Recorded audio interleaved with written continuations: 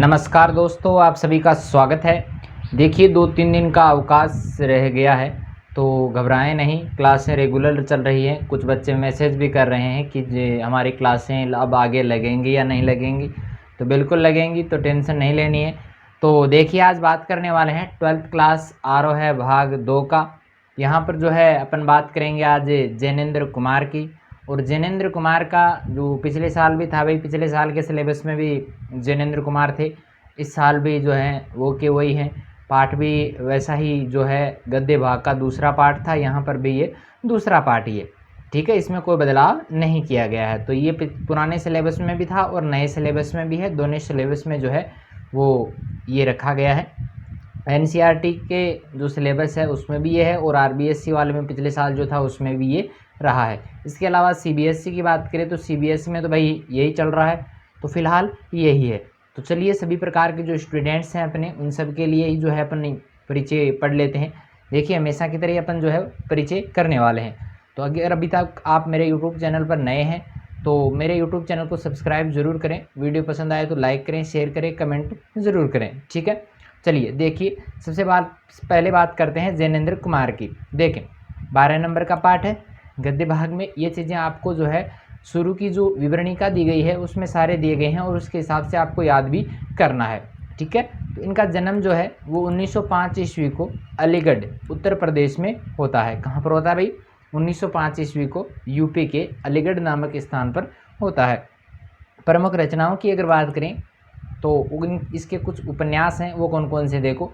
परख है, अनाम स्वामी, सुनीता, त्यागपत्र, कल्याणी, जयवर्धन, मुक्तिबोध, ये इनके कुछ उपन्यास हैं जो आपको याद रखने हैं। आपको जैसा यहाँ पर लिखा हुआ वैसा नहीं लिखना, तरीका अलग है, वो मैं जब परीक्षा नज़दीक आएगी तो तब बता दूंगा। आप जो है इसी तरीके से भी फिलहाल याद कर लें। वातायन, एक रात, दो चिड़िया, फांसी, नीलम देश की राजकन्या, पाजेब, इनकी प्रमुख कहानियाँ मानी जाती हैं। इसके अलावा बात करें इनके विचार प्रधान कुछ निबंधों की, तो निबंध है इनके प्रस्तुत प्रश्न, जड़ की बात, सूर्योदय, साहित्य का श्रेय और प्रेय, सोच विचार, समय और हम, ये इनके कुछ निबंध भी माने जाते हैं जो विचार प्रधान माने जाते हैं। ठीक है, इनकी रचनाओं के लिए कुछ पुरस्कार भी दिए गए हैं। वो पुरस्कार हैं, देखो, एक तो इनको मिला हुआ है साहित्य अकादमी पुरस्कार, एक मिला हुआ है इनको भारती पुरस्कार, एक है भारत सरकार द्वारा इनको पद्म भूषण की उपाधि से भी सम्मानित किया गया है। भारत रत्न जो है भारत की सबसे बड़ी उपाधि मानी जाती है और जो है पद्म भूषण भारत की दूसरे नंबर की सबसे बड़ी उपलब्धि मानी जाती है, सबसे बड़ा सम्मान माना जाता है। इनके निधन की बात करें तो वो होता है 1990 ईस्वी को। ठीक है, इतनी बातें मेरे ख्याल से आपके समझ में आई होंगी। चलिए थोड़ा मैं इसको ऊपर ले लेता हूँ, फिर अपन बात करते हैं। देखिए देखें, यथार्थ को अंतिम सत्य के रूप में ओढ़कर जो अपने को विवश मान बैठ सकता है वही तो असमर्थ है। यानी जो अपने आप को विवश मानने लग जाता है, जो दिख रहा है उसको, जो उसके सामने बीत रहा है उसी को अगर वह यथार्थ मान लेता है तो वह उसकी सबसे बड़ी कमजोरी मानी जाती है। पर जिसने स्वप्न के सत्य के दर्शन किए हैं, जिसने सपना देखा और उस सपने के अनुसार उसको सच करने का प्रयास किया, यथार्थ की विकटता, परेशानी, बाधा से कैसे निरुत्साहित हो सकता है। वो भविष्य की जो बाधाएं हैं, जिस यथार्थ से उनको निराशा हो रही है, उससे वो कभी घबराएगा नहीं। ठीक है, देखें ये तो 4 पंक्तियां जो थी वो जैनेंद्र कुमार की थी। इसके अलावा अब जो है यहाँ पर उनका कुछ परिचय और इसके अलावा इनकी कहानियों का, इन्होंने अपनी रचनाओं में किनको शामिल किया है, कौन कौन से विषय शामिल किए हैं, किस प्रकार की शैली का प्रयोग किया है, वो सारी बातें अपन यहाँ पर करने वाले हैं। देखें, हिंदी में प्रेमचंद के बाद सबसे महत्वपूर्ण कथाकार के रूप में प्रतिष्ठित अगर माने जाते हैं तो वो हैं अपने जैनेंद्र कुमार जी। सबसे पहला स्थान तो किसका है? मुंशी प्रेमचंद का। ठीक है, का अवदान बहुत व्यापक और वैविध्यपूर्ण है। बिल्कुल इनका जीवन जो है वो काफ़ी व्यापक रहा है, काफ़ी विविधता इनके जीवन में देखने को मिली है। अपने उपन्यासों और कहानियों के माध्यम से उन्होंने हिंदी में एक सशक्त मनोवैज्ञानिक कथाधारा का प्रवर्तन भी किया है। यानी कथा साहित्य की अगर बात करें, कथाधारा की अगर बात करें तो एक नए युग का प्रारंभ इन्होंने किया है। परख और सुनीता के बाद सन 1937 ईस्वी की बात है। त्यागपत्र में त्यागपत्र समाचार पत्र जो है उसका प्रकाशन किया। उन्होंने वैज्ञानिक उपन्यासकार के रूप में प्रबोध प्रतिष्ठा दिलाई। इनको एक वैज्ञानिक मनोवैज्ञानिक जो है मनोवैज्ञानिक के रूप में भी इनकी प्रतिष्ठा बढ़ी है। और ये एक मनोवैज्ञानिक तो माने ही जाते हैं। अपने यहाँ पर जो यहाँ पर पाठ दिया गया है जिसका नाम है बाजार दर्शन, उसमें भी इनकी मनोवैज्ञानिकता स्पष्ट रूप से दिखाई देती है। इसी तरह इनकी जो कुछ कहानियां हैं जैसे खेल है, पाजेब है, नीलम देश की राजकन्या है, अपना अपना भाग्य है और तत्स जैसी कहानियों को भी कालजयी रचनाओं के रूप में मान्यता मिल चुकी है। यानी इनको भी जो है उस काल की सर्वश्रेष्ठ कहानियों में स्थान मिल चुका है। ठीक है, चलिए आगे बात करते हैं।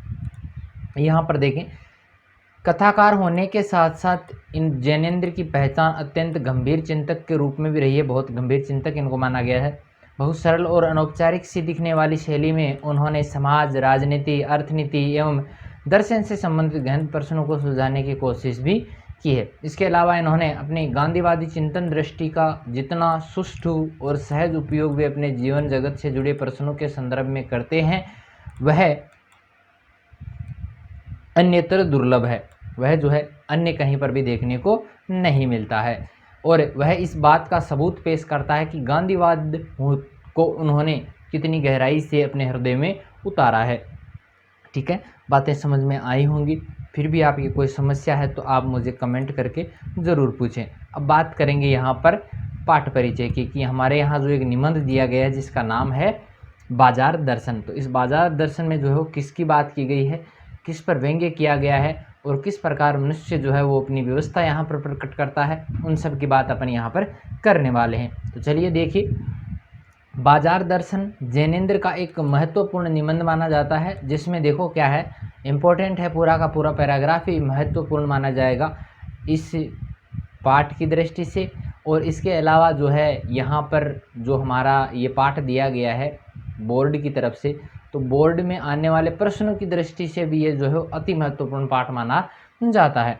चलिए देखिए, जिसमें गहरी वैचारिकता है, विचारों की प्रधानता है, साहित्य सुलभ लालित्य है, बिल्कुल लालिमा लिए हुए है, लालित्य यानी सुंदरपन इसमें है, दुर्लभ संयोग देखा जा सकता है। साहित्य के साथ साथ में विचारों की प्रधानता भी यहाँ पर दिखाई गई है।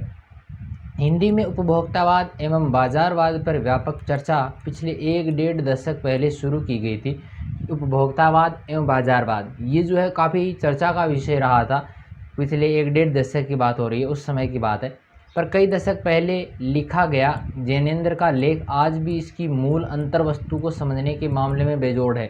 यानी उस समय जो लेख लिखा गया वो वर्तमान परिस्थितियों में भी सोने की तरह खरा उतरता है। देखो कैसे वे अपने परिचितों मित्रों से जुड़े अनुभव बताते हुए ये स्पष्ट करते हैं कि बाजार की जो जादुई ताकत है कैसे हमें अपना गुलाम बना लेती है। देखो ये बात इन्होंने जो बताई थी वो अपने दोस्तों के माध्यम से, दोस्तों पर जो बीती थी, अपने ऊपर जो बीती थी उसके हिसाब से बताया है।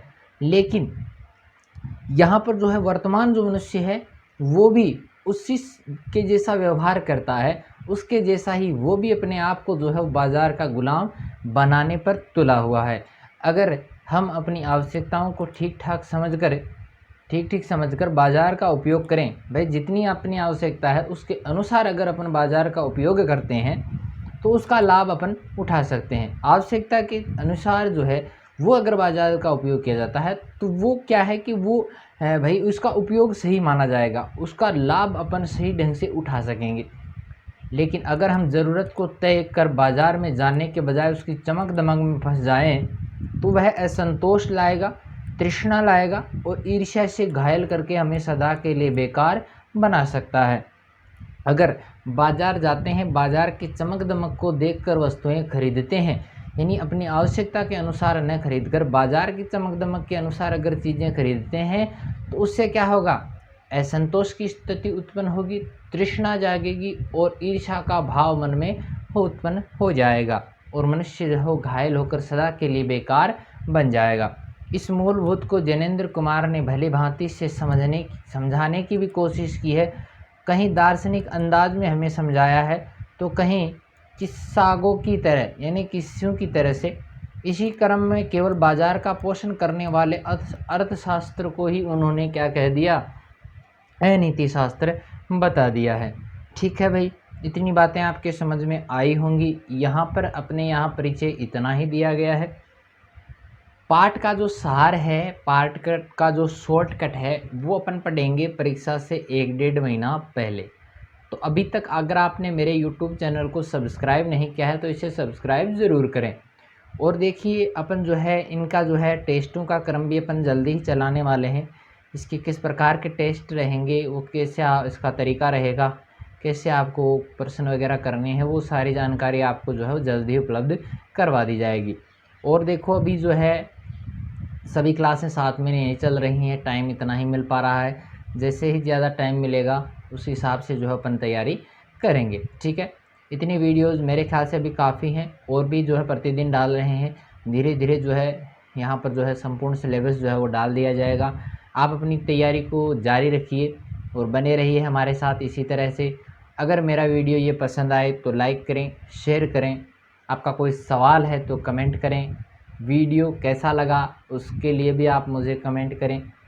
और इस प्रकार के और भी वीडियोस देखने के लिए आप मेरे यूट्यूब चैनल को सब्सक्राइब ज़रूर करें। तो आज के लिए इतना ही, मिलते हैं फिर कल इसी समय। Thank you.